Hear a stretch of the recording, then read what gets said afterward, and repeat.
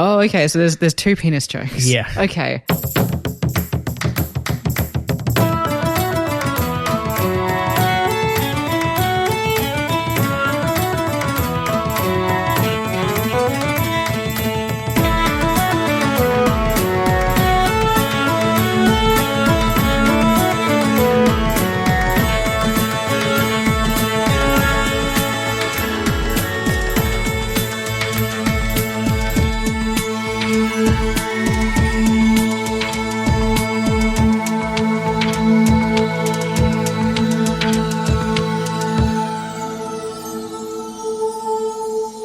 Hi, I'm Elizabeth Flux. Now, I'm Ben McKenzie. Welcome to Pratchett, the monthly Terry Pratchett Book Club podcast.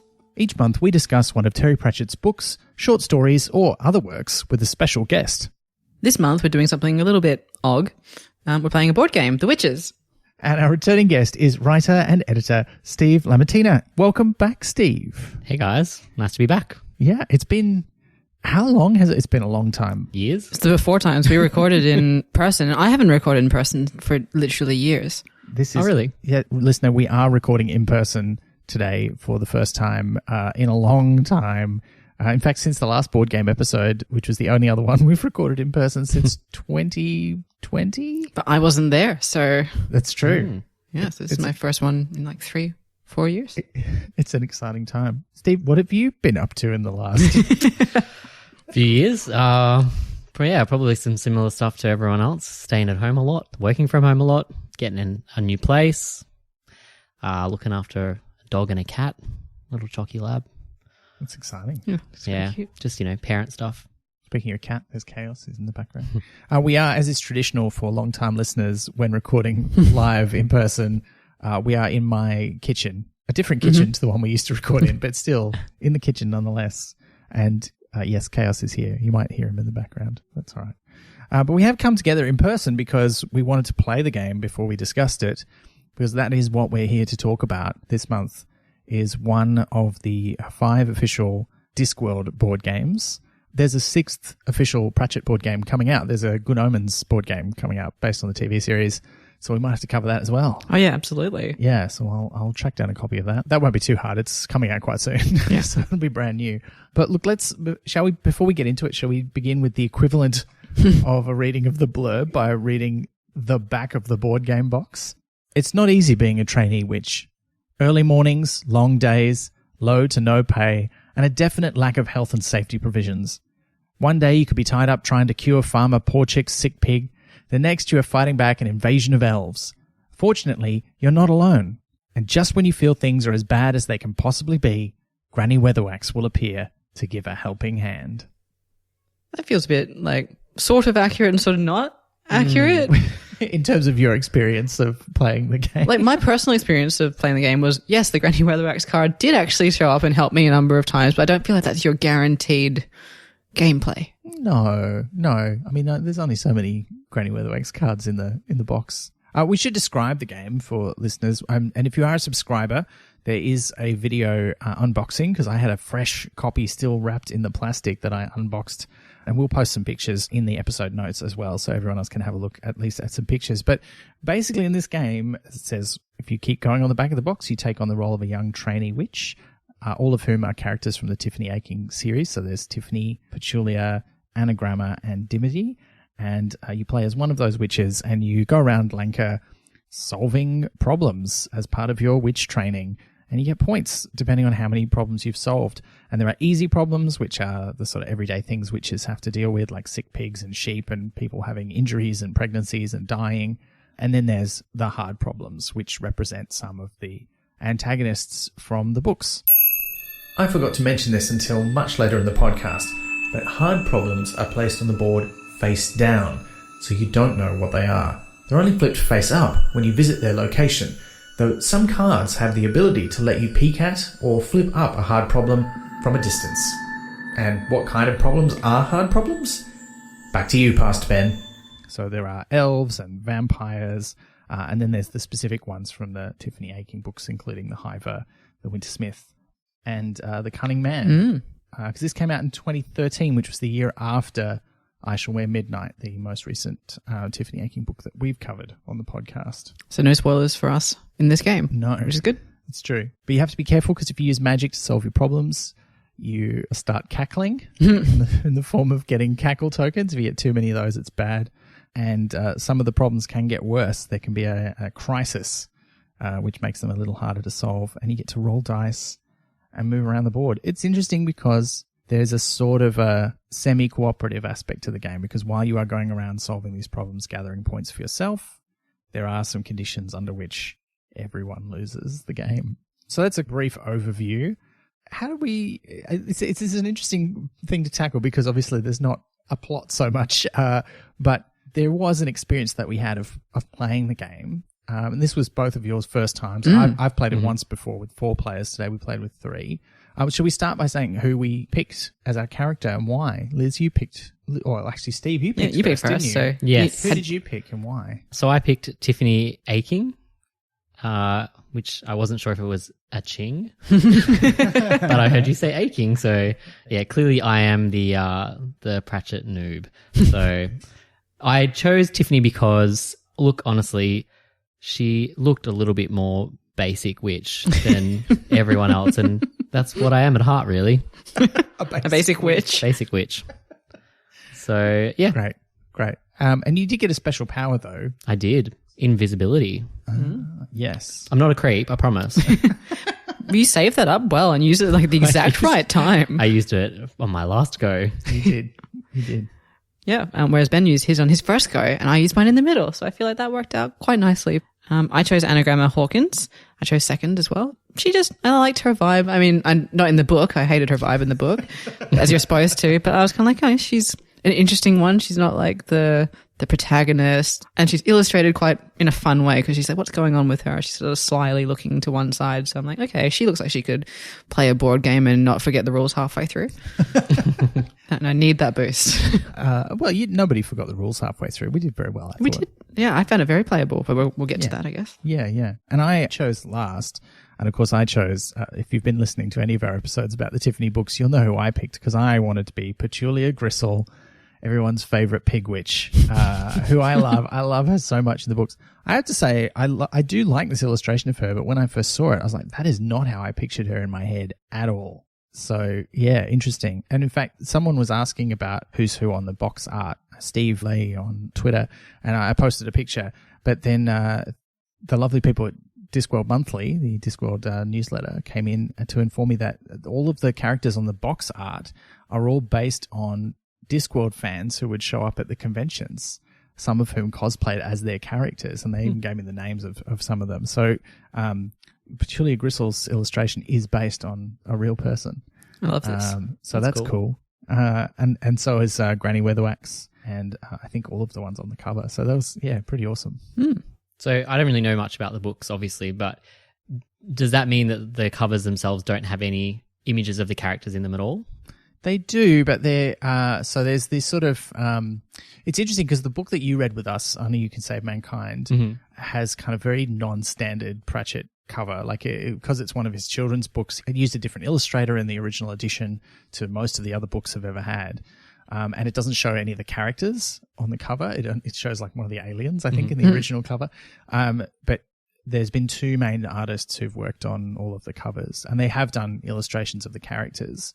But all of the younger witches have always been drawn by Paul Kidby, the second illustrator, and they have a very definite look. I mean, I think Tiffany does look a lot like the book Paul covers. Kidby's one. Yeah, but the other characters are... I don't think he probably has drawn them, but they're not on any of the covers, so you'd have to go and search out some illustrations. Probably there's illustrations of them in the latest Discworld companion. I have this terrible quality that I will resist the description that an author writes of their character in the book and just insert my own over the top of them. Like if they tell me the hair color, I immediately forget unless it's like really significant to the plot, or they tell me multiple times. Like I don't know what Anagramma looks like, but I didn't picture her with dark hair. Oh, really? Yeah. What did you think she'd be blonde or something? Yeah, like a platinum blonde. There you go. Yeah. Well, Tiffany is the sort of the biggest character in the books. The other 3 witches who are here, and the one we didn't pick is Dimity Hubbub, who I don't think she hardly gets any dialogue, certainly not in the first 4. Yeah, and her power sucks. It's just you play first. Well, it doesn't sucks, but it's not you get a magic token. That's true. Yeah, because what was your and a cackle? Yeah, I got a cackle. You got a cackle on a magic token. Yeah, so you start with, because when you use magic to solve your problems, it's slightly more effective than using heraldry, but it also sort of turns you to the dark side in terms of how the game works. I think it was worth it. I got to go second. That's true. Yeah. Whereas my token is just I can automatically solve one sick pig problem for free. I don't even have to roll any dice, which was good. But the sick pigs are actually pretty easy to solve. Like I think they're the second easiest problem in the game. So I just used it on my first turn, and then I was like, okay, now I don't need to worry about it for the rest of the game. But I also picked her because her player color is green. And that's my favorite color to be in board games and in general. Yeah. It's peaceful. Yeah. It matches the match that the thing is on too. Let's talk about the map, which we have got in front of us, although it's obscured with a whole bunch of game tokens and pieces right at the moment. Because it's like you don't often get to see a map of a location from books, certainly not in this much detail. Like if it's a bigger, like, fantasy books, it's usually like a whole continent or a whole world, whereas this is the Kingdom of Lanka, so it's a fairly small place. We didn't get into it this episode, but the game's board isn't the first published map of Lanka. That honour belongs to the third, and hardest now to find, of the original Discworld maps, A Tourist Guide to Lanka, first published in 1998. And it's all laid out. I mean, Liz, this is a question for you, I guess. Is this how you imagined it? I never really have a macro view of places. I'm bad at seeing how they fit together, and which is why I love in fantasy books when they provide me a map, because I'm like, great, now I don't have to even try and imagine it because I won't. I just refuse to. Well, it's not that I refuse to, it's I can't. So in terms of the color palette and the general atmosphere, it does match up with the feeling of the books, which is not quite your question. But I think, yeah, in terms of layout, I didn't know where anything was or how big it was or scale or anything, but it feels right in terms of how it is illustrated. And Steve, you obviously not having read these particular books, what did you think when you saw this map? Well, I mean, I enjoyed some of the comedy in the names, particularly the long man. I thought that was quite an interesting spot. It also just made me wonder, like, what is in these books? Like, the humor comes through definitely. I'm the same as Lizzo. I love a good map at the start of a book. I'm a bit more obsessed with kind of knowing where things are, so I will just continually go back until it's in my head. So yeah, I'd kind of be interested to know, like, if I was reading this book, like how this would map out. Well, one of the interesting things about it is that Tiffany doesn't always spend time in these places. Like Lanka is where she does a lot of her witch training in the second and third of her books. But in the first and fourth ones, she's at her home, which is in the chalk, which is like quite far away from there, which doesn't even appear on the map. For me, one of the interesting things about looking at the map was like, well, this really situates it at a particular time in the books as well. It's when she's training with the senior witches up in the hills. So yeah, I thought that was pretty interesting. Did that feel like it suited the theme of the game as well? Yeah, because that's when she's with the other training witches. So it makes sense for them to all be running around, trying to fix problems on their own, but, with the other witches around to sort of help them out if they get stuck. But also there were a few interesting things there that it meant that some of the antagonist characters that come in, so there's the easy problems, which are just general sort of witch problems to solve. And then you've got these hard problems, which are specific villains from the books. And a couple of them are from before the Tiffany books, and a couple of them are for after this part that this seems to be about. And the cliff side made it more dramatic as well. Like, that's not something I imagined. Yeah. As well. They do talk about Lanka Gorge a lot, but yeah, you don't really think about it much except where there's those few scenes, mostly in Lords and Ladies, I think, where they talk about the bridge and the troll who sort of like stops people as they're going across. I have mentioned this, I think, previously on a podcast, but if you are reading a fantasy book and there is a map at the beginning, I strongly recommend photocopying that map so then you can refer to it while reading the page that you're on and annotate it without having to flick back to the beginning or desecrate your map. Especially if it's an ebook. I Oh yeah, I had to print some out from the internet when I reread the Garthnick's Old Kingdom series. I had to print out the maps each time and then mark them up, which was great. Yeah. Well, now you could mark it out here. You wouldn't even need to mark it out. You just put the pieces on the board and move them around so you can see where they're going. Yeah, every book should provide this sort of map that you have tokens for. That would be great. Yeah. Getting it out on the train, like when you're, they'd have to be magnetic. I'll be into it. And this is, it's worth saying that we played, this is the standard edition of the game. This one's from Mayfair Games, which is a game company that doesn't exist anymore. They got bought out by one of the big European ones. But the developers of the game and the original publishers were the designer's own company. So it was designed by Martin Wallace and it was published through his company, Tree Frog Games. And just like for the other Discworld game that they published, which is Ankh-Morpork, which we'll get to in another episode, they did a special edition, like a limited edition of it, a collector's edition, which is mostly the same, but the map was bigger and it came in a different shaped box with different art. And the main thing about the components was that instead of these great little wooden witch's hat tokens, which I kind of love, that are just in a different color for each player, they had little miniatures, like pewter miniatures of the different characters that you'd move around as well. But I don't know. Look, I'm a big fan of wooden pieces in board games. Makes it really feel like a proper Euro game to me. Did you like these? I did, though. I did run up, and it would have been the same if we had the pewter characters. I ran up against my normal issue of playing other people's tokens regularly. It's like, right here, you're the red one. I'm like, all right, going to move the blue one. See if it was always the blue one. Seems like that's me. Yeah. Yeah, but I did like them, and I like that they were consistent but different colors. Because it depends on how deep you want to go into symbolism. Because they're all the same but a little bit different. But at the core of them, they're all witches. Well, I don't know. Like I said, I haven't read the book, so maybe it's just in line with Anagramma's character to be just like moving around other people's business. Yeah, I was trying to just advantage myself, but you kept picking up on it. It's a shame. There's no, it's interesting because there's that cooperative aspect to the game where, if you don't all pitch in, you can all lose together, but there's not really a whole lot you can do to help each other out. I should describe, so listener, on your turn, you get to take 2 actions, and your action involves moving somewhere and then doing something at the place that you've gone to. So if you move to a location where there's a problem, then you have to try and solve that problem. And we'll get to that, I guess. You can move to an empty space in which you just do nothing, and there's a specific rule for that in the rule book, which quite tickled me, which just says, we're sure this is self-explanatory. Or you can move to where there's another witch, in which case you have to have tea with the other witch, which is the main way that you can get rid of cackle tokens. So you sort of have tea with each other, check in on each other, make sure nobody's, about to build a gingerbread cottage and start roasting children in the oven kind of thing. Yeah.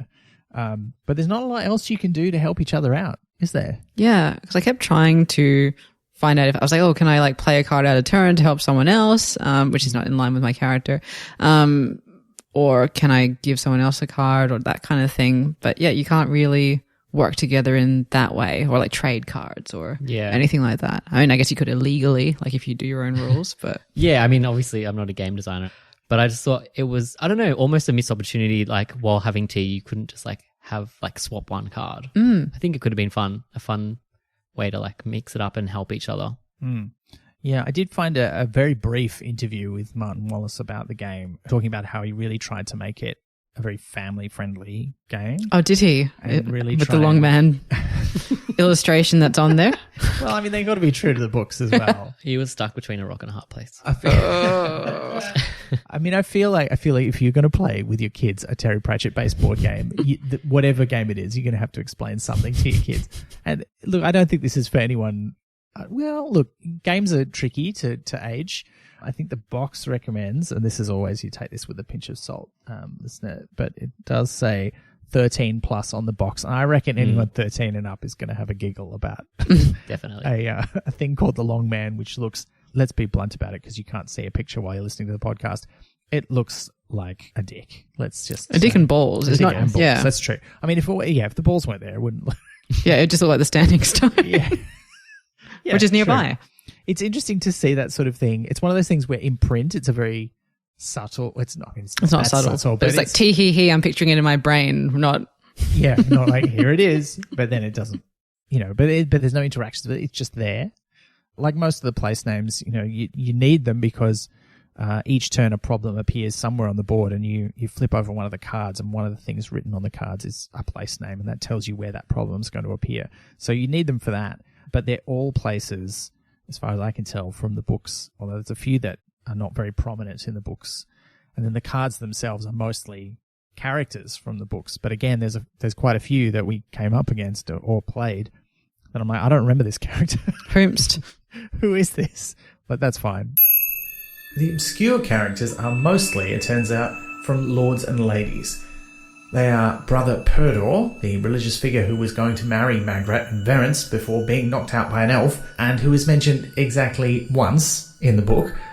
Corny, the only shopkeeper in Lanka, who appears in 2 very brief scenes, and Mr. Brooks, the royal beekeeper, whose name I had forgotten, but who has a few very memorable moments, and probably instilled my mostly joking hatred of wasps. The other character is Eric Wheelbrace, a famed but doomed hill walker who supplies many of the notes in the aforementioned A Tourist Guide to Lanka. As someone who hadn't read the books, did you find it enjoyable or more confusing? Like, can you just enjoy them as they are? Yeah, I think definitely it wasn't confusing in terms of not knowing the story. I think it definitely would benefit people though if they had read the story, because I find myself now like wanting to know more about the characters and the places. So I think that's successful in a way from the game makers to kind of create that kind of interest. But I mean, like, you know, what I want to know, like, what was Tiffany Aching doing at the Long Man in the books? Well, see, this is the thing, right? She wasn't, because this is drawing on 2 sets of books. So there's the Witches books, which are part of the regular, you know, for adults and everyone kind of series of the Discworld. But then there's the Tiffany Aching books, which are for younger readers or young adults, depending on which version you read, as we discussed in a previous episode. And she never goes to the Long Man. The Long Man's from one of the Witches books. And in fact, the only people who go to the Long Man is, I can't even remember who she takes with her, but it's Nanny Ogg goes there, of course. Don't they clean up like the Long Man in the most recent one at that festival? No, that's the giant at the chalk. Oh, okay. So there's 2 penis jokes. Yeah. Okay. Yeah. The whole time I was like, oh no, I know what's going on here, but I don't. I thought that he was restricting it to 1, but he was not. What is the point of the place though? Well, you can see it. It's right there. It's where is the point? This is a massive spoiler, but it's like an old barrow, like a burial mound, but it's a place where you go if you want to talk to the king of the elves. Okay. Who's like the horned god, kind of old school Fey Celtic religion kind of pagan god. Did he show up there during the game? That's no, he didn't. It's interesting because the king of the elves here is just another elf. Like, because one of the lose conditions for the game is some of the hard problems are various kinds of elf, and there's like the queen of the elves, the king of the elves. There's a named elf who I think appears in Lords and Ladies, and then there's just some generic elves. And if you ever had 3 or more elf problems face up on the board, you immediately lose because it's an elf invasion and then everything, it's over now. But it feels weird that the king of the elves is in that pile because he's quite apart from the other elves in the books. And that's part of the point, is that Nanny goes to him for help to deal with the elf problem. Yeah. So yeah, it's things like that probably don't resonate as much with me because I don't have any understanding of like what is an elf invasion, because I don't understand that. And there's no, this is one of the other things, the cards are beautiful, but they've already got like 4 different bits of information that's used in different ways in the game. And I love that. I'm a sucker for, here's a card that is used for everything in the game and it's got lots of different stuff on it. That's great. But they don't have any room, therefore, left for any kind of flavor text that explains what they are. Like, they have a name and then they have an illustration, but that's all you get. That's part of the fiction.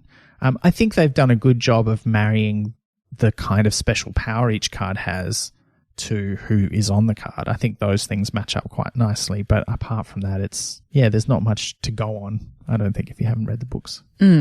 Yeah. Yeah, I think the illustrations are great and the names are funny and interesting, like having Roland be a re-roll. I don't know who that character is, but, you know, pun. So, yeah. But yeah, you're right. I wonder if it would have made a difference for me if there was a bit of flavor text on the cards, just to get a bit more of an understanding of kind of who these people are and how they fit into the world. Yeah. Let's talk about how a turn works, because I think it's central to your experience of the game. Because what happens on your turn, you take those 2 actions, you move somewhere, and when you go to a problem square, you have to try and solve it. And the way that works is you have 4 dice, And they're special dice. They're nice sort of light wooden dice. They're 6-sided dice. But instead of having 1 to 6, they have 2 to 6. And then in place of the 1, they have a little icon of a cackling witch face. And you roll 2 of them at first to see what number you get. And each problem has a target number on it that you have to roll or get over in order to solve that problem. But if you roll a cackle, that counts as a 0. And you get a cackle token, which means you're a step closer to, madness. Yeah. But you roll 2 dice and then you decide if you're going to use any of the cards in your hand for the symbols on them that can help you bump up your score. And there's 2 of those symbols. There's the Hedology symbol, which adds +1 to whatever you've rolled. And there's the magic symbol, which is 2 little octograms. I do like that they paid the close attention to that because 8 is the magic number on the disc, not 5 or 7 or anything else. And that adds +2, but you also take a cackle token for using magic to solve your problems, which is very thematic. It kind of fits in with the way that witches do things in the books, which is magic is really a last resort. And if you're dealing with like a regular problem, you probably shouldn't use magic to solve it. But it's quite thematic. But you roll those 2 dice, then you decide if you're going to use the cards, and then you roll the other 2 dice. So you've kind of got this, in board game terms, we call this a bit of a push your luck mechanic, because you can also choose at that halfway point to run away, which I think is it's the one thing in the game that feels the least witchy to me. I can't imagine any of these characters really running away from anything. But I do like that it's an option in the game. Yeah. Which we did use quite often. Oh, yeah. Yeah, all the time. Because we kept rolling cackles. Well, you kept rolling cackles. Double cackle. Oh, my goodness. Yeah. The queen of cackle. You did end up with a lot of cackle tokens there by the end, Liz. I think cackle breeds cackles because I started with one. So it's just kind of like, well, on theme. Yeah, they're going to keep coming to me. That was because that is the other communal way that you can help each other is by having tea. So you go into another witch space, you have tea, get rid of some cackle tokens. And we did do that mostly for ourselves, but also like for each other. Because that's another sort of communal aspect, because you've got this limited supply of these tokens. Once it runs out, what happens when you need to take one is you take it from the person who's got the most. But if you have the most and there's none left in the general supply, that's when you get a Black Alice marker, which is a square marker, which is worth -1 point at the end of the game. Nobody got any in our game, although I think it was a bit close there at the end for you two. Yeah, we really went hard on the cackles at the end because we had nothing to lose. Yeah. Yeah. And everything to gain. That's fair. Also, as you're having your turn, at the start of your turn is when one new problem comes out on the board. And look, I found this probably more so in the first time I played with 4 players. Not as much here, but certainly there were points in the game where I really felt it. It felt like the problems came out very, very slowly. Yeah. And there were a lot of turns where it's like, well, there's not really any easy problems on the board. I've got to go and investigate these hard problems and see if I've got a chance of solving them, which is, it's good. I kind of, from a narrative point of view, I'm imagining, well, nobody's like broken an arm, but there are some elves over there, or there's a vampire up in Lanka Caves, which seem to be full of horror in our game. I'd rather solve a sick pig right now rather than deal with that. But how did that feel to you when you were playing? Like, did it feel like you had enough options each turn? I think at the start, as you mentioned, it did feel a little laboured in terms of getting them out, and it felt like there was a lot of similar places getting repeated, which means then we haven't talked about the mechanic yet. Oh, yeah. But, when you put a problem out, if it's in a place that a problem already exists, you add a crisis, is it called? Yeah, a crisis token. So instead of putting out a new one, you make the existing one more difficult to solve. And I found that we had quite a few of those, and they really did affect the win rate, I guess, on some of those problems. Yeah, that's right. There was one lord that we definitely tried and failed many times. I ran away a lot. Oh, Duke Felmet. He sent me to the dungeon. Yeah. But at least I'd cleared one of the crisis tokens doing so. I was like, oh, that's worth it. Like, I've cleared that, so it's easier. And then immediately, next go, crisis token on him. Terrible. Not worth it. Yeah, it was interesting how they kept coming up. Like, when we had a board that felt like it was mostly empty and a problem could go anywhere, that we pretty consistently drew a place that already had a problem in it. Yeah, that was a bit weird. And Duke Felmet, actually, the Felmets are the villains that also feel slightly weird because they're from like one of the really early Witches books, and I think they both this is a massive spoiler if you haven't read this, Steve, so I apologize, but I think they both die by the end of the book from memory. Certainly at least one of them does. And so to have them in this, which feels so clearly like it's set quite a while after, I was continually asking myself, are they ghosts? Why is that why they're so difficult to deal with? Duke did look pretty dead. Yeah, he's very zombie-ish in the tile. Maybe that's it. I mean, he's always quite pale, I think, in the book because he's gone a bit mad, Macbeth style, with guilt. Yeah, but good illustration though. It feels like it's very spot on for the character. And the difficult ones, like as in like other than the Wintersmith and things, but like they are a bit sinister. Like the people ones, you're like, oh yeah, that's a bad person who needs to be solved. Like they're a problem. They are. We should, actually, speaking of problems, we should talk about the easy problems as well. This is what you spend most of your time doing as a witch, which include, like I said, sick sheep and pigs, broken limbs, fevers, pregnancy, and death. Some grammatical fun there. I think they sort of make this narrative of you running around doing general witchy stuff, but then there's kind of a, I don't know, the question did come up, like, and this happened in the first game I played of it. We were like, we're solving the problem of pregnancy, which could go a lot of different ways. Sometimes you don't want to think too deeply into the sentence structure. Like, what is solving death? Are you helping someone to die or are you helping them to not die? Getting rid of the body. Just dealing with what happens after they've died. Yeah. I think that's how I thought of it, and dealing with pregnancy as a problem is probably mostly delivering a baby. Yeah. Although, Steve, you pointed out that it's the same woman on all of the tokens. So. With a lot of kids. Yeah. I mean, look, I can see why that's a problem. Yeah. She pops up everywhere as well. Like she's across all of Lancre. Is she clone or? Could be. Clone making clones. Well, it's one of those things too. It's not explicit how much time is passing, so it's hard to know. Like when you have your turn, if you're walking to somewhere, you just go 2 spaces on the board. So you're kind of intimating that, well, that's probably not that much time. It's probably like a day. And maybe each turn is like a day in the life of a witch, In which case, if it's the same woman giving birth, maybe it's just a really long labor. But she's just like, maybe it'll be a better labor if I go to the other side of the game. I'll go for a walk. Maybe that'll bring the pregnancy on. Yeah. Standing stone. Yeah. Eat some chilies. See how you go. I did see a friend of mine on Instagram was posting some pictures of when she was pregnant a long time ago and she was quite a long time overdue, and she was just like, I'll just do something, anything to bring the birth on. And I think she started go-go dancing was the thing that she'd had a photo of, which I'm like, well, whatever works. I think it did. Yeah. Mm-hmm. Yeah. I mean, that's probably what Tiffany was doing. Yeah. Like just leading that. Leading the go-go dance. Just come on. I think it makes sense. I'll pay it. Yeah, I solved 3 pregnancies in a game.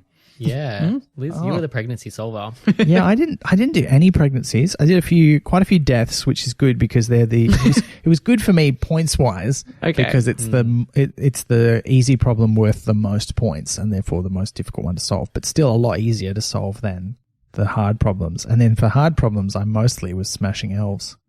And a couple of vampires. Yeah, I just dealt with the Felmets and 1 vampire. Oh, yeah. That structure of solving a problem, like you're rolling a couple of dice and going, do I think I can make this? I found it quite exciting. I thought it's pretty fun because there's not a lot of games where it's like you get to roll this many dice, but roll half of them first and see how you go. I like that. I don't think I've seen that in another game, actually.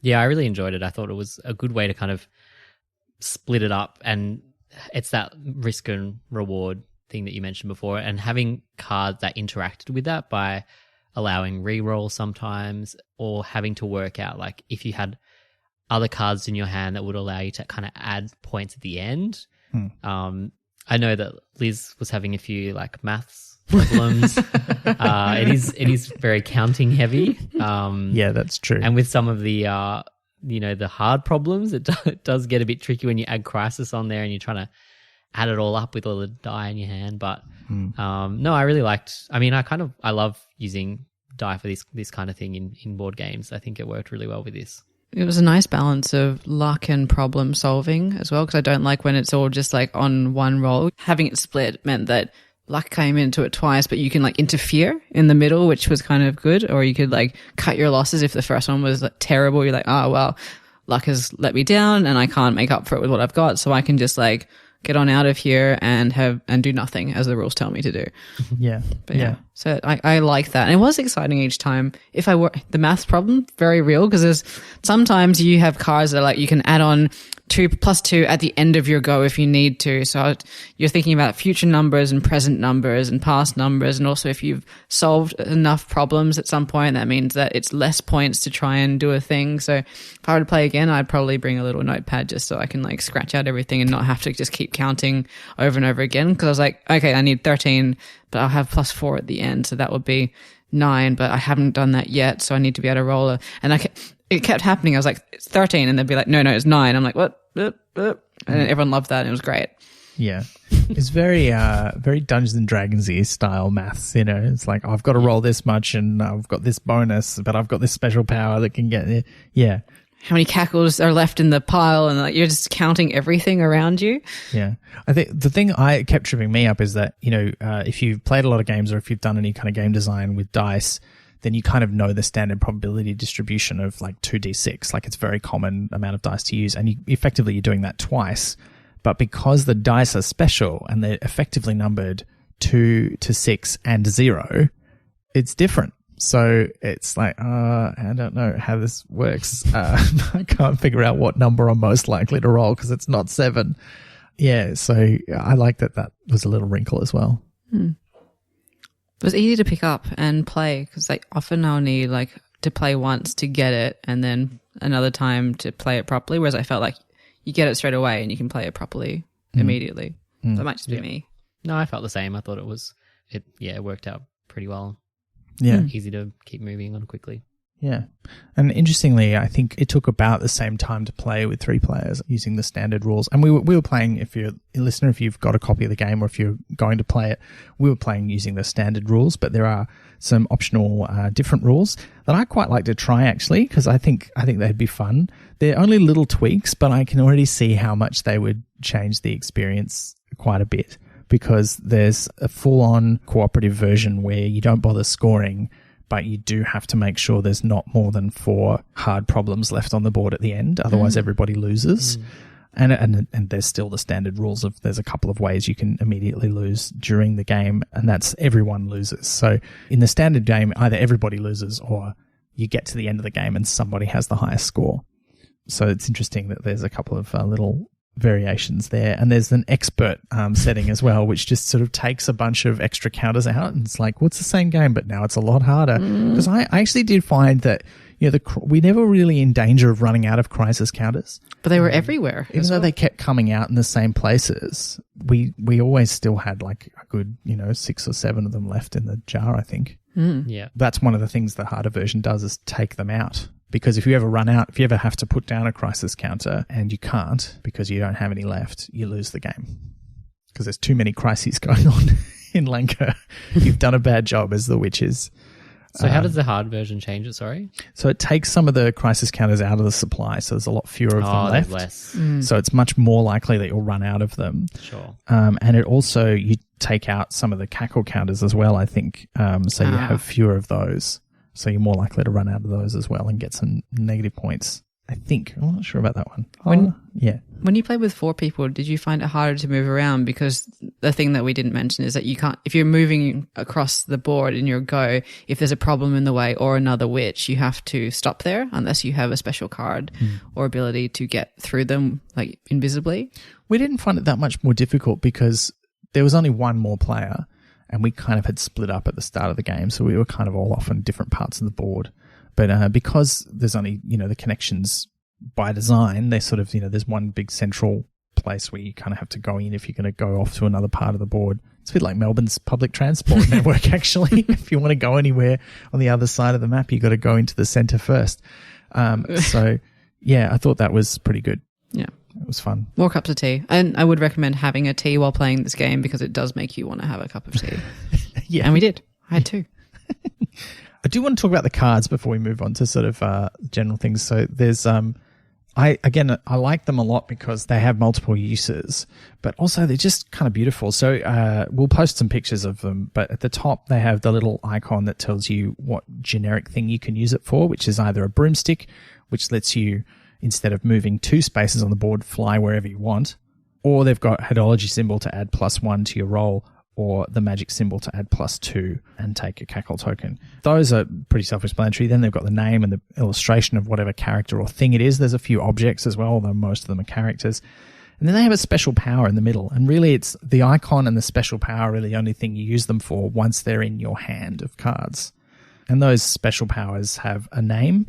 And I think the purpose of the name is as a shorthand so that you can go, oh, I've got that. And also because a lot of them have the same power. Once you've learned what it does, you can just look at the title and go, oh, yeah, I know. But it then does explain what they do too. And then at the bottom, they've got the name of a place, and that's how you use the cards to determine where the problems are going to come out. It's very thrift because like sometimes there would just be a stack of like place ones. It's a good way of doing it. Yeah, it does mean you go through the deck a lot. And you have to shuffle it and redo it because I think we went through the whole deck at least 2 or 3 times over the course of the game. I like that too, though, because it means you have a better chance of seeing more of the cards. Because I find it sad when you're playing a game sometimes and you see a really small percentage of what is out there. Because sometimes you just be playing a game once in your life, so it's kind of nice to see them. And looking through them now, there's ones I didn't see, of course, but yeah. I think you learn as well through from the start going through to the end, I stopped being so precious about the cards in my hand. And I think that going through the deck so quickly helps you realize that you don't actually need to be that precious about the cards in your hand. You kind of use them for different things and they kind of become a little bit more disposable. And I think getting into that mindset helped me as I went, and I realized, there was one point when I had like 9 or 10 cards in my hand, which was really handy, and it really helped trying to get some of the hard problems, the big problems, using the cards as points to add to the die. So I found that really useful way to get through some of the areas after like initially thinking like, I need to hold on to these ones because I want to, keep this for a future situation. Yeah, I had one card that let me discard a bunch and then immediately replace them. So I kind of was trying to, by the second half of the game, I was like, let's try and get rid of as many as I can in a go so I can see what I get back and if that's going to be better, which was a lot of fun. Though sometimes if I'm playing a game to discuss it or just sometimes because I'm a bit chaotic, I'm like, let's play it the most chaotic way possible so that we can see what is possible. I think you started out a bit that way, Liz. On one of your really early turns, you were like, I'm just going to go for it, like so I can experience the game. But then I think after about 2 or 3 more turns, you were just like, I'm going to try and win this. No, I was kind of like, because there's a thing that we haven't discussed, which is power of 3. Oh, yeah. Where there's cards, like some of the cards generally, like the witches ones, not all of them, but some of them say power of 3 on them. And the idea is if you get 3 of them, you can play that and you automatically solve one of the hard problems. And I had 2, I think almost from the beginning. And I was like, well, obviously I'm going to get another one. This is going to be great. And it just didn't happen. And this whole game, no one at least played it. Yeah, I think when I played with 4 players, I think it did happen twice. I know I did it once, and I think one of the other players did it once. It's reasonably rare. I mean, you do cycle through the deck. I think this is one of the places where having read the books gives you a slight advantage in that you can kind of intuit, okay, I see which kinds of the witch characters are going to have those, because it's mainly the witches from the Lanka Coven. So it's Granny, Nanny, Magrat, and Agnes also has the power of 3. Although in a lovely touch, there's a card for Agnes knit and a card for Petita Extreme, which I thought was delightful because this is sort of, she's got 2 personalities in the book, Steve. And the cards sort of represent both of them on the card, but which one is preeminent is switched around. I thought that was kind of good. And very much how I imagined her. I like that art a lot. Did you have a strategy? Like we haven't said who won or what scores were at this stage, but did you have any strategy during the game? Not really. No. To start with, all I was doing was focusing on the easy problems just because I found them, I was getting them quite quickly, winning them most of the time. For some reason, the die rolls... Yeah, you were rolling really hot at the start of the game. Yeah, not at the end though. No, that did seem to be a trend. Started dudding out towards the end. One point, Steve said, 6, and I rolled a 6, and it was great. I didn't get a 6 though. No. So I think my initial strategy, once I realized that, was I'll just get as many of the easy ones as I can because that'll increase my hand size. Because I don't think we've talked about that either. But every 2 easy problems that you solve, you get to increase your hand size by 1 card. So you start off with 3 in your hand, and you can move up to a total of 7. So it makes a big difference. Yeah, it does. So I think that was my very basic strategy to start with. which don't know if it served me that well in the end. Yeah, look, I did the same thing in my first game, and I got heaps of easy problems quite early on. And there's a limited number of problems that come out during the game because the game ends, unless you lose earlier, the game ends when all the problems have come out. So you do see all the ones that you're playing with, although there's a few left in the box depending on how many players you have. But I did that in my first game, and I mean I had lots of cards, but I didn't have lots of points by the end. So this time I sort of tried to split it a bit more, and so I tried to go after some hard problems much earlier on, and I think that really helped because while they're a lot more difficult, they are also worth a lot more points. So I think that helped me a lot. In terms of short-term strategy, because there were so few problems and everything was quite spread out, just moving towards where it seemed like there would be something to do in your go, or whether there'd be the highest yield of things to do in one go and less risk of having to spend one of your moves doing nothing. That was, I don't know if you'd call that strategy, but that was something I thought about consistently across the game. Yeah, I think it took me a couple of turns in my first game to realize that, oh, wait, you have 2 actions on your turn, so you should be trying to solve 2 problems because then you've got 2 more problem tokens on your player board, which helps you keep track of how many cards you get. That really helps you. The other thing that I kind of did end up taking advantage of, although I needed Liz's help to remember this, is when you have a similar bonus from solving hard problems. So each 2 hard problems that you solve give you a +1 on all of your problem-solving rolls.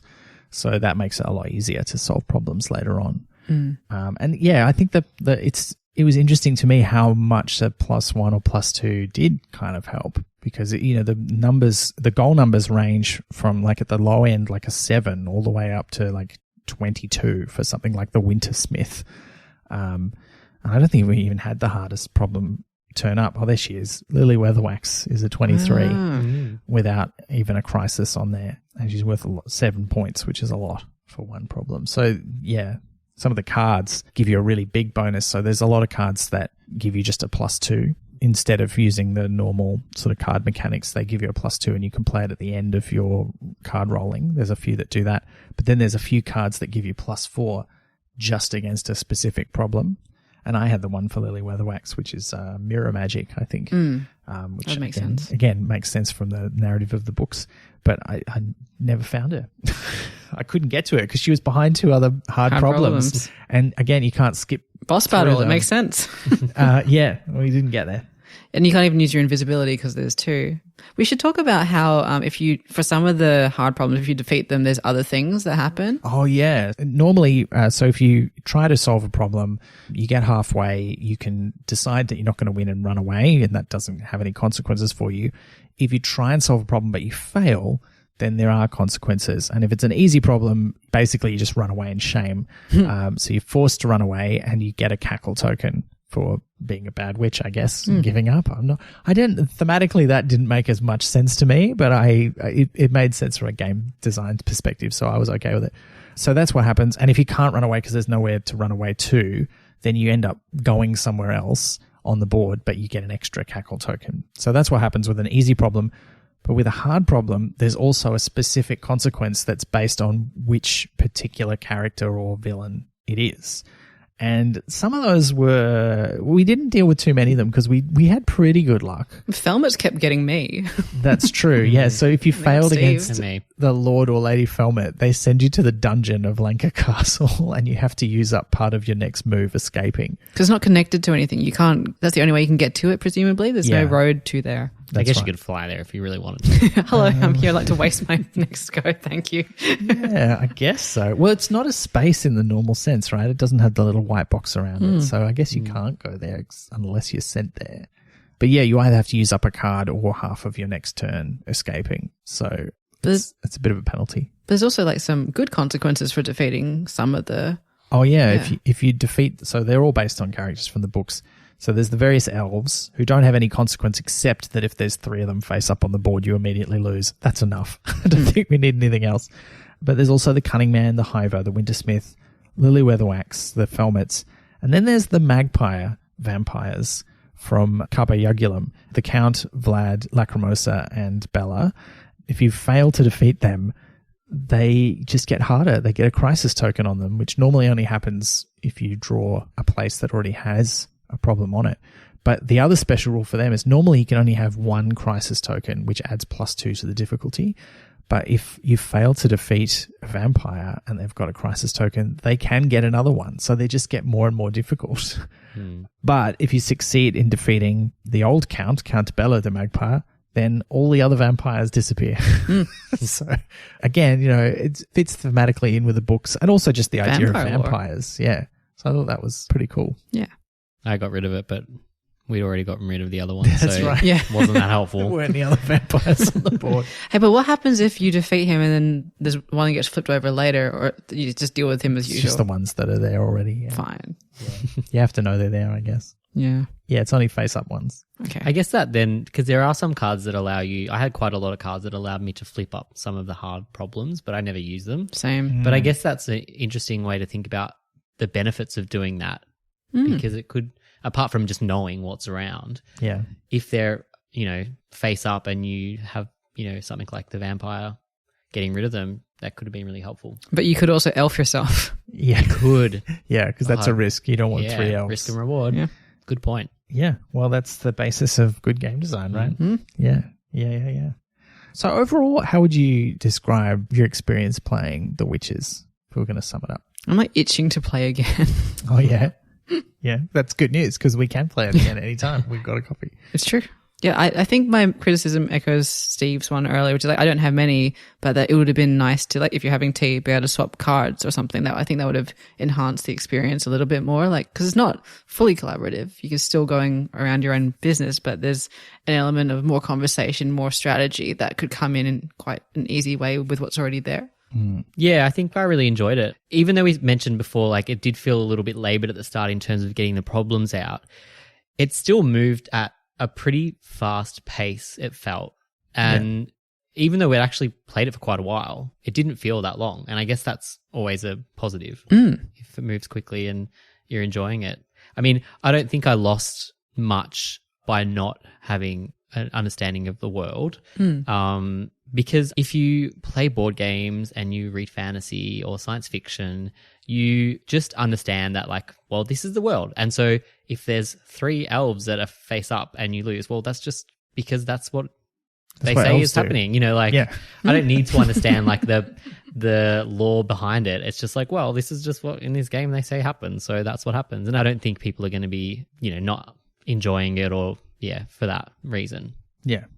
Yeah, I think it occupies a really interesting family game space in between something like Pandemic, which is one of my all-time favorite games, but it is a fully cooperative game where you only win or lose together. And as a result, the game is quite a lot harder. And the problem that you have to solve to win it is also quite difficult. And you do have to collaborate and give cards to other players. But that's the whole game. Whereas in this one, you're going around and solving these problems, which is a bit like treating the disease in Pandemic. But the pressure from the new problems occurring is not quite as full on. And there is that competitive aspect where you kind of want the game to last to the end so that you can see if you won or not. But every now and then there's that nice spice of, oh, hang on, there's a few too many crisis counters out, or there's 2 elves face up on the board. And we didn't ever really have that in this game. But in the 4-player game I played, there were several times where there was 2 elf counters face up. And we were like, someone's got to deal with that elf or we are all going to lose. And that was quite a nice kind of inflection there. And even though, on your turn, it's pretty simple and straightforward, that's a strength for a family game because, if you want to play with a variety of ages, you want it to be simple so that everyone's on the same page. And while I think with the first game I played, there were a few times when I felt like I would have liked it to be a little more difficult or a little more complicated, I think on reflection, I actually really like where it is. Every turn is pretty fast, like you know what you're doing. There's some dice rolling and playing of cards, and you're a little bit invested because you want to know, are you going to solve that problem that I want to get for points, or are you going to solve that problem that's going to prevent us all from losing? So I think my first impression was, I wish it was a little spicier. And my second impression is, actually, I think it's pretty great the way it is. And maybe you could tweak it a little bit, like you were suggesting with the being able to share cards or something. But the fully cooperative version might feel a bit more that way because it's a bit tighter and because you're not worried about the point score. So I think I'd like to try the variant rules in the rulebook too. And I found other people's goes exciting. Like some games, you're like, when's it going to be my turn? Like, got to get through other people's turns. But it's like watching, like you watch closely. Well, I found myself doing that. Yeah. I think because they're not super long turns, it's easy to kind of stay invested in it because, there's some games out there that, it can take a very long time for everyone to have their turn and you do lose, lose the interest. Yeah. Yeah. But I think, like you were saying, that not every game has to be like stressful. And I think I can see why you were thinking like, oh, maybe it could be a bit more spicy because I sometimes feel like that about games too. But, this, talking about Pandemic again, when you mentioned having the elves out, for example, in your last game and there was like 2 there, the difference between that and Pandemic is that in Pandemic, basically they would force you to pull out a third one at some point. And everyone would be in chaos. But here, you're only going to turn over a third one if someone decides to go and turn over a third one, which probably is not going to happen until you deal with the problem. And so sometimes it's nice to have a bit more breathing room and just take it for what it is. It's like, well, this is not that, stressful Pandemic game, which I love as well. But yeah, there's room for both kinds of enjoyment. Yeah, and I think the cooperative and extra competitive versions, or the expert competitive one as they call it, I think the fact that they take out a lot of the counters, like you have fewer crisis counters, and also they can stack up so you can always have more than one. Those things would feel a lot tighter. And I think that would be an interesting way to play, but I also like the standard rules. Yeah, I can't imagine being able to stack up the crisis. Like having one on the hard problems was like hard enough. Like it was rare for us to be able to get through them. So having more than one, I don't know, like you'd have to basically use all your cards up every turn. And roll high. And roll high, yeah. Would also make the game a lot longer because it ends when all the tiles come out. This was something I was thinking about because the way that you set it up, you set up a different number of tiles on the little track that you take them from depending on the number of players. And it's balanced out so that there's like an even number of tiles per player. But because when you take out a space that already has a problem, you just add a crisis token and you don't bring out a new problem, that extends the game by a few more turns one more turn every time that happens. So you don't end up with having the same number of turns. Yeah, that would have really... So in that variant, you could keep adding crises to the same place. Yeah. That definitely would have extended our game because there was so many times when we pulled over a card of an area that already had a hard problem and a crisis token on it. So that would have...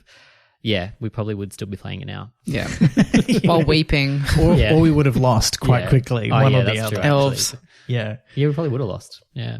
Can you play this as one player? Because it's got things as one player. Yeah, there's a solitaire version of the rules, which is basically the same as the full cooperative variant. So, except that you do keep score. So you're trying to last until the end of the game, and then you're just trying to get the highest score you can without losing along the way.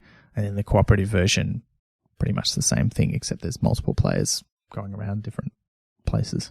Yeah. I haven't played many. I've got a bunch of games that I can play one player.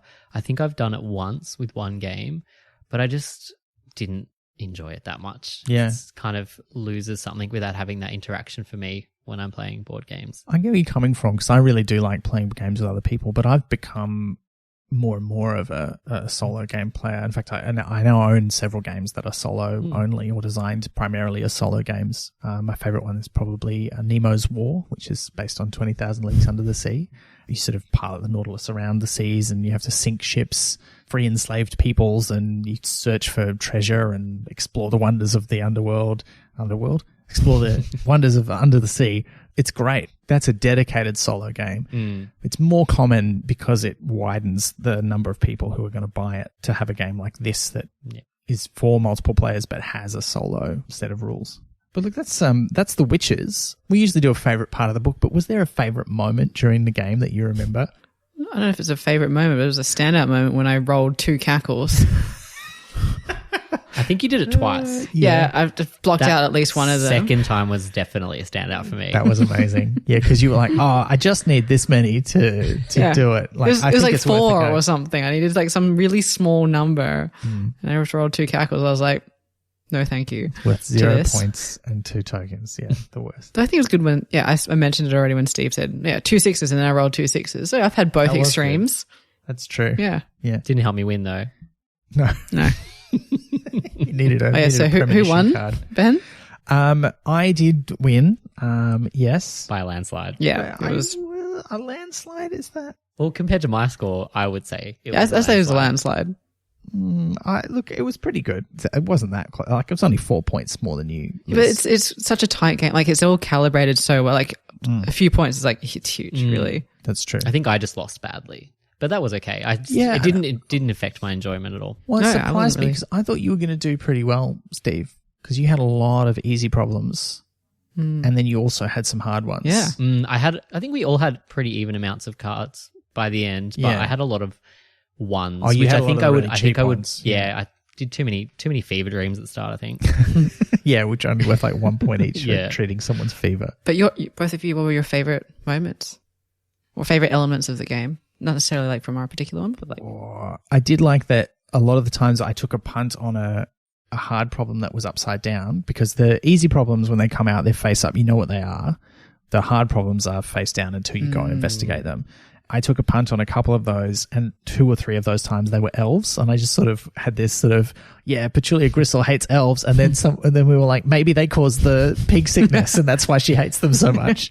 Because I love those moments in a game where even if you don't know the world that it's set in, or it's set in its own world, you kind of construct a narrative out of what happens in the game. I dig that a lot. So I enjoyed that. I think mine was more of a mechanic that I enjoyed. I think I like one, as I mentioned earlier, I really liked the point where I realized the benefit of having a lot of cards. And I think the cards are balanced really well as well, in terms of, we talked about how is it headology and magic, and you can kind of use those to gain points. But then there's the other cards that have the broomstick on it, which allows you to fly the different places. And I always found that you had to make a choice between flying somewhere, but those cards would also have like the +2s on them as part of the action. And so kind of balancing that. Do I want to travel somewhere, or do I want to use that for something else? And I just loved when I had like this handful of cards that I could just use to like try and smash one of the hard problems. Yeah. Yeah. And you felt earned, like, because you weren't, like, I think the dice really add a lot to this game. Like, sometimes it can make a game just feel too random and chaotic, like you were saying earlier. But I think in this one, because you have all these different ways of tweaking your luck, it does feel really satisfying when it works out, and devastating when it doesn't. Like when you've gone, okay, well, I only need to roll. Okay, I need to get like 10 more points. I've played +6 points worth of cards, so I just need to roll a 4, and then you roll like 2 or 3, and you're like, no, or 2 cattles. Yeah, you literally describe the situation. or a 0 effectively. And I think that sent me to the dungeon as well. Like, it was just That was your favorite place. I was like, how could it be worse? Like, At least had decorations up there. Felt right at home. yeah, when you came to visit, I was like, get out of my house. Well, look, we did get some listener questions, not heaps, but we got a few, so we should answer those. There were a lot of people on Reddit who didn't really ask questions, and on Facebook too, who kind of gave their own impressions of the game. And I will say, just before we get into listener questions, I found it very interesting that it seems to be a real divide on this game. So the other one that Martin Wallace designed, Ankh-Morpork, which was the first one, generally very well loved and sold a lot of copies. Like, I think on the back of the box of this, it says sold like 50,000 copies or something, quite phenomenal. But this one seems to really have divided players, like people who are really hardcore or serious, in inverted commas, like board gamers. They find it too simple and a bit boring. And I think I've explained that. I can see where they're coming from, but I've come around on this. And then there's other people who are playing it in a family setting, and they're like, we love it. It's like one of our favorite games. And I think the marriage of the theme and the level at which it's pitched makes it a really great family game, which does mean that serious hobby gamers probably won't enjoy it as much because it's not quite as complicated as what they're looking for. So I saw that interesting division in opinions about the game. And it's interesting too that it's from Martin Wallace, who is known for a really broad range of different games. He's designed one of the highest ranked games on Board Game Geek, a game called Brass, which is about the beginnings of the Steam revolution in the UK, and a sequel to it, Brass Birmingham. And then at the other end, he's done like really narrative-based storytelling games like Once Upon a Time, which is a fairy tale card game, or The Adventures of Baron Munchausen, which is a storytelling role-playing game. So he's designed everything, and this is sort of in the middle somewhere between those two extremes, I think. So I thought that was very interesting. I feel like this could work as a really good sort of like easing friends into reading Terry Pratchett. or easing friends into playing board games. Like, it feels like it's an entry point to possibly two different things. But yeah. Lisa's staring at me, reading Terry Pratchett. You'd like them. I know you'd like them. Honestly, I'm sure I would. It's actually, I still need to go back and look at the recommendations from you for which I should read first. I just need to jump in because I'm sure I would enjoy it. It's hard to tell though, like playing a game like this. I know I made a lot of jokes about the long man and I do make a lot of dad jokes. But I don't know if I always enjoy that stuff in literature or the things that I watch. And so I do wonder, like, what is the humor like in these books? Because it does seem like a little bit childish almost, or dad jokey. Is that kind of the theme, or is that what it's like? I would argue that there's a broad range of humor. Like, he does enjoy sneaking in like a real daggy joke, like the long man, but that is not the caliber of the jokes generally. Sure. So there's quite a lot of puns, but again, they have it's a broad spectrum of the kind they are. And sometimes the humor is slower burn and simmering underneath the whole plot. So yeah, But it's always a part. Like, would you say that most books have humor within them? Yeah. Oh, they're all humorous. Comedy, yeah. But there's a lot of serious stuff in them too. Yeah, like sure. we just read the 4th Tiffany Aching book, and there's some really like tough stuff in it, as well as some great gags. But yeah, I'd agree. The humor is in a range, and when you put it on a board game like this, particularly where there's no flavor text, so there's no jokes written into the game, the only jokes you're getting are the really easy surface level ones. Like, here's a picture of a deck of balls as a landmark, and here's a place called A Rock and a Hard Place, and another place called The Place Where the Sun Does Not Shine. And those are definitely jokes from the books, but yeah, there's a whole lot of other kinds of jokes too. Yeah, like there's one, again, I think it's from Good Omens, but there's also in a few of his other books as well, where it's like, if you reach into the glove compartment of a car, you will find a Queen CD. Like, which I think it's hard to categorize that kind of humor, but it's like there's observational humor that's sort of like, is it a joke or is it just like people are weird and I have noticed this? Yeah. Yeah. In this world, that's what happens. Yeah. Yeah, absolutely. Just before we get into the questions, I should just give the full credits for the game. So it's designed by Martin Wallace. The art is mostly, I think, by Peter Dennis, but also Ian Mitchell is credited for some of it as well. And it was managed through the Discworld Emporium, which is run by an old friend of Pratchett's, who used to make a lot of the early merchandise and managed the art to make sure that it was all in keeping with their feel for the Discworld. And this is something else too. The reason there's not that many, even though this is a massively best-selling series of 41 novels released over, like 30 years, there's only 5 board games based on it. And you could easily make a whole bunch more. And the reason there's only 5 is that Pratchett was very much, I don't just want to give the license away to anyone and let them do whatever they want. I want to know that it's someone who cares about the property and is doing their best to do a good job. And indeed, we haven't mentioned this, but there were supposed to be 3 games designed by Martin Wallace. So there was Ankh-Morpork, which was the big success. There's The Witches, which seems to have been not as big a success and a little bit polarizing, but still, I think, a great game.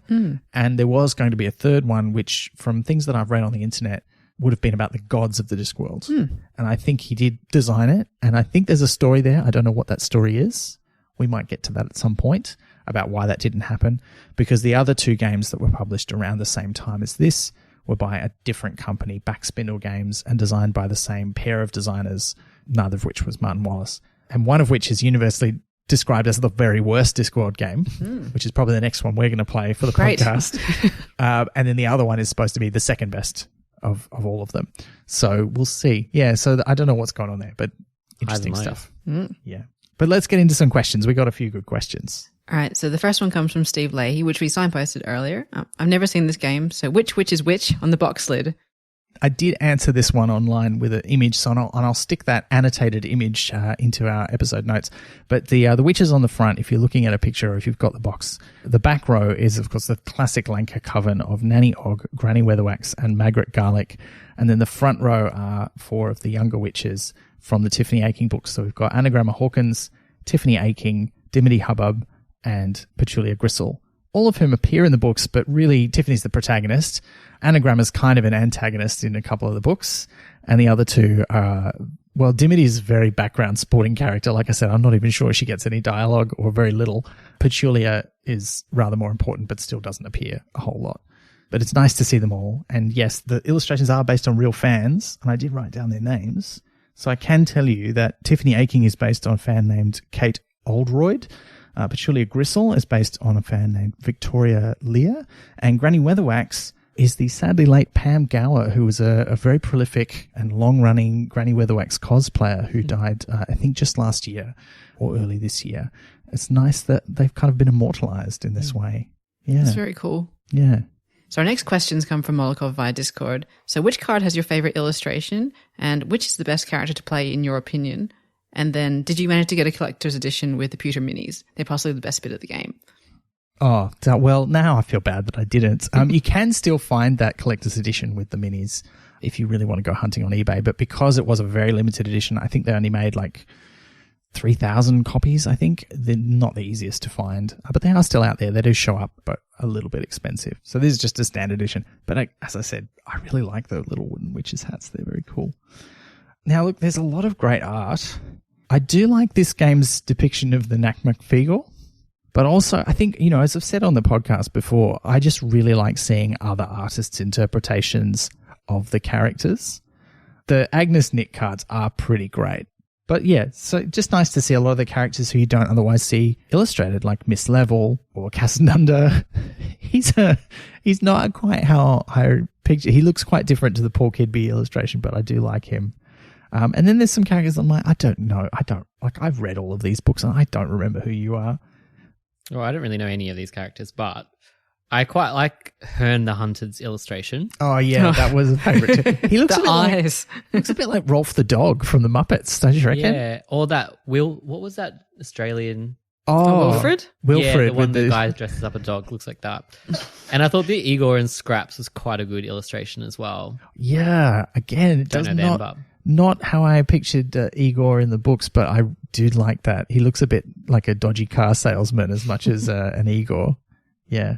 It's hard to choose a favorite because I haven't seen all of them across the course of the game. They're all fun to look at. There's like little details in there. Right at the end, I got a Kelda card, which was quite fun because it's like her and potentially rob anyone with some flowers, which was quite good. But the one that speaks to my heart the most, that if I hadn't read the books, either way, there's one called Morris Men, and I just always enjoy Morris dancers from the real world and in the books. So I think that's the one that I enjoyed the most because what are they like? Are they the same as in our world? Are they same from the books? What special power do the Morris Men have? Reroll. Great. Also, I just want to comment, it's not my favorite thing, but Magrat does not look anything like how I pictured her at all. But she has a very good power. So her card also looks quite different to the face on the box. Yeah, that's an interesting. Yeah. I wonder if it's different only the box art that's based on the real people. And the cards are designed. Because interestingly, the main characters that you play as, those are the same illustrations on the box as they are on your little player boards. Which is a good segue into, do we think there's a best character to play as? I think there's a worse player to play as. Well, yeah, Dimity, because the special powers go for. Look, it's not terrible, but it's not. It's just boring. I think that's the problem. But I mean, that kind of suits her character in the book. Like she's kind of the regular witch who just gets the job done. There's nothing particularly special or interesting about her. That's the impression I get anyway. And she talks a lot, I think, from memory. I know I said earlier that I don't think she gets any lines, but I think that's because she's a little bit forgettable. Now that I think about it, I think she does have a few lines, and one of her things is she just talks a lot from memory. I'm going to have to go back and check that. Sorry if I'm getting that wrong, listener.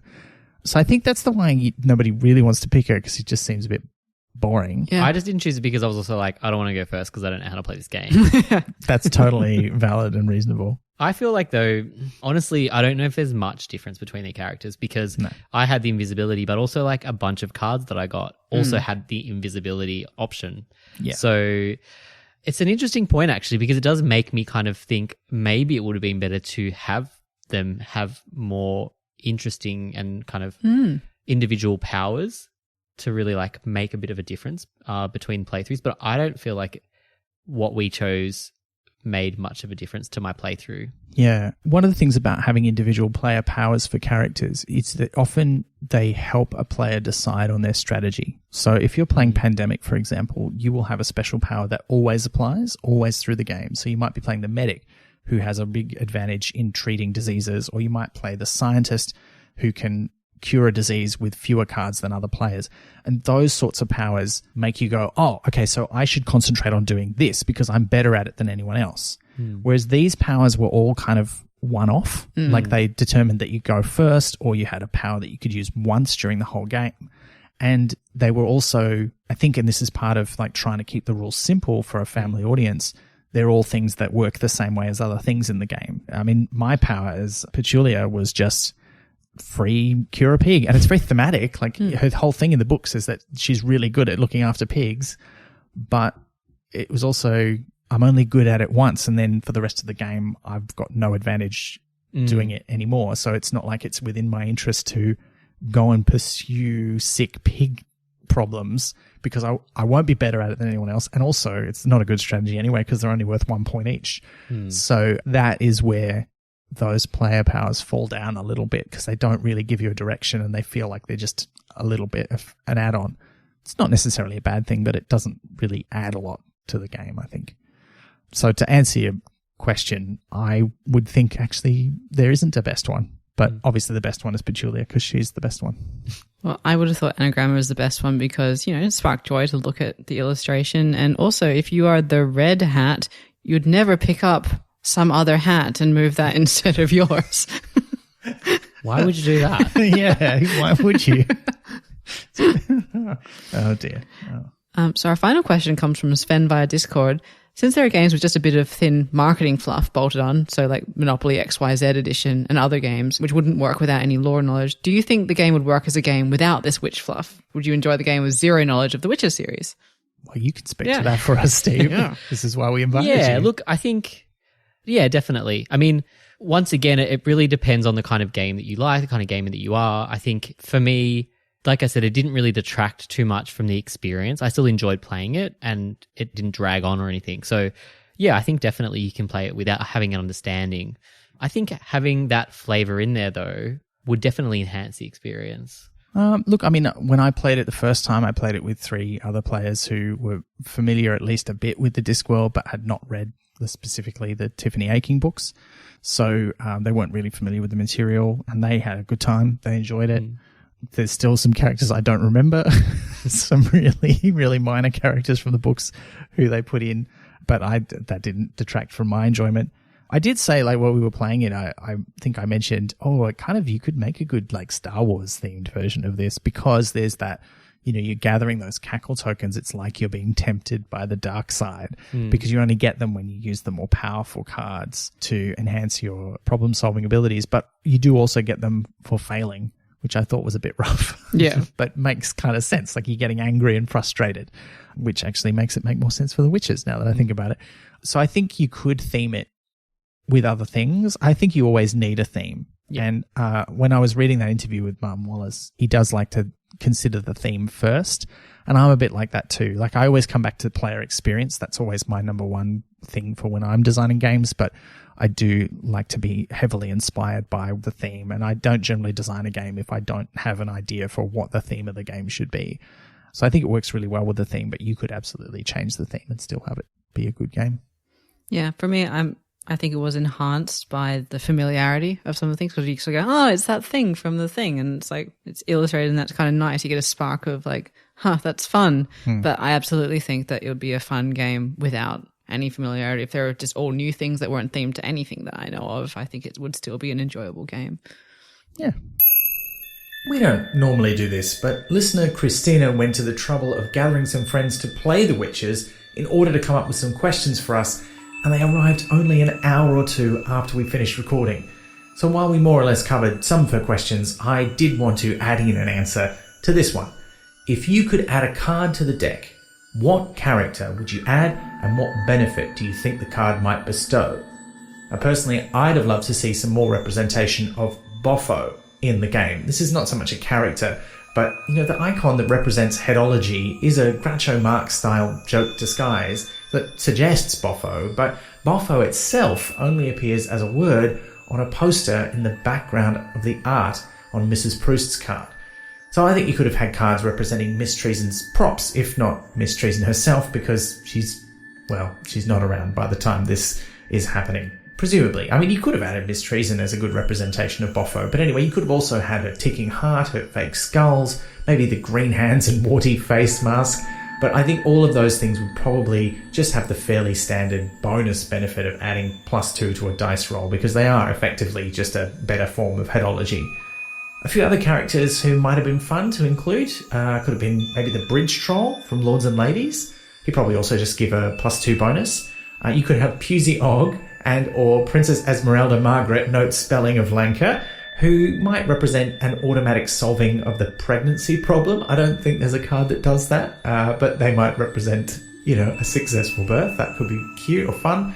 And, well, you could also have, I think this is probably the strongest contender, Zack Strong in the Arm. That's the dwarf maker of witch gear who appears in a hat full of sky and the sea and little fishes.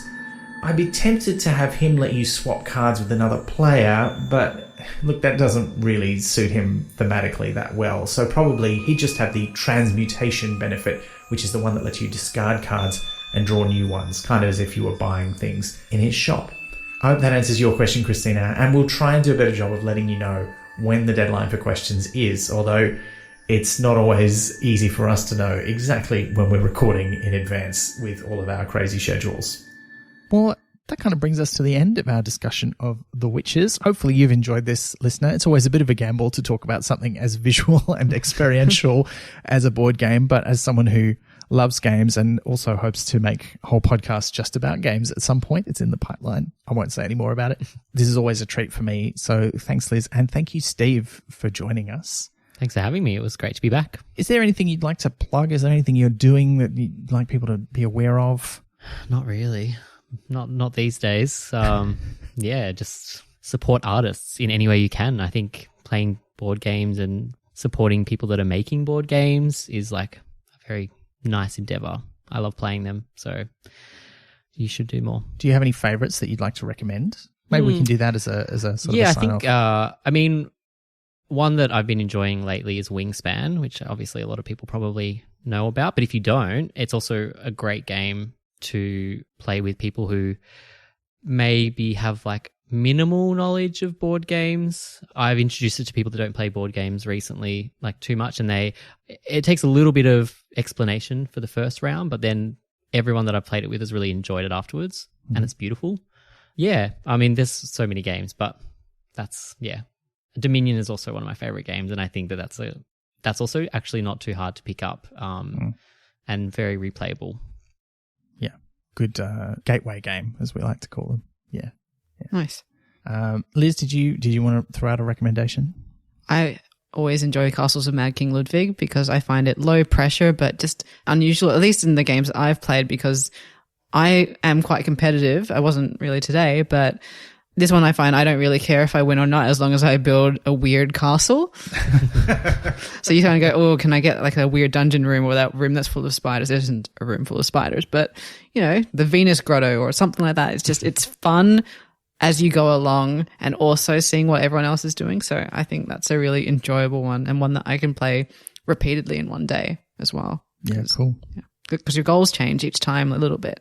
It is a great game. I haven't played it for ages. I played the sort of semi-sequel spin-off, The Palace of King Ludwig, which is different because you're doing the interior decorating rather than building the palace. It sounds like the same kind of joy, though. It is, yeah. Yeah. Although you're all building one big palace. That's even better. You just make Yeah, it's good. It's good. I would probably, I've recommended some faves on the podcast before. I love Pandemic. There's lots of different versions of Pandemic, and I think that's what I would say is if you like this kind of cooperative thing, you could play maybe Fall of Rome, which is the Pandemic one where you're not curing diseases. You're trying to stop the various tribes of barbarians from overthrowing Rome. That's quite fun. On reflection, I actually think the best game for fans of The Witches is probably another game from Pandemic designer Matt Leacock, which is the Thunderbirds board game. You fly around the world saving people from disasters by rolling dice to solve problems effectively, and you can improve your odds with the right cards and gear. So in many ways it's quite similar. Plus the playing pieces are a delight and the theme is suitable for all ages, though as it's based on the original puppet-based show from the 60s, it does include the rather stereotypical villain, the Hood. I'll throw one out there that's not so much a recommendation as one I'm just excited to play because I haven't yet, which is Steam Up, the dim sum board game, which has little plastic dim sum steamers and a little lazy Susan that they rotate around on the board. And you're playing the animals of the Chinese zodiac, trying to have the best time eating the best dim sum. Yeah, I think from things you've said on the podcast, Liz, that this might be one that you would enjoy. So we should play it sometime, I think. One that would need to play while eating. Yes. Also. See, because I got the deluxe version of that and it comes with like little rubbery chicken claws and dumplings and things like that. It's pretty cute. That sounds That's great. actually really good. Yeah.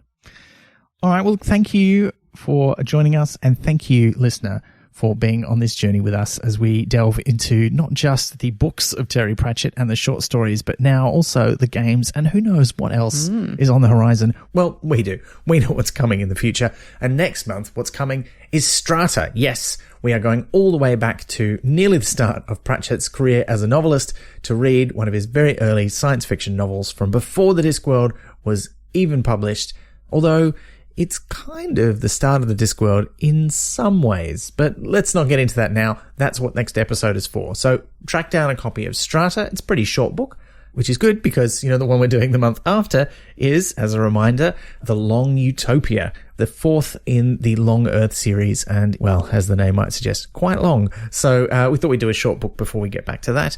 So if you've got questions about Strata, that's Pratchat68. You can send them in via social media using that hashtag, or you can email us at chat@pratchatpodcast.com. And if you're reading The Long Utopia, you want to get questions in for that, we'll use the hashtag Pratchat69, or again, you can email us. And of course, if you want to be a subscriber and see our unboxing video or any of the other videos or any of the other bonus content, you can do that by heading to our website, pratchatpodcast.com, and going to the Support Us page. You can support us for as little as $2 a month and get yourself a whole bunch of extra bonus stuff.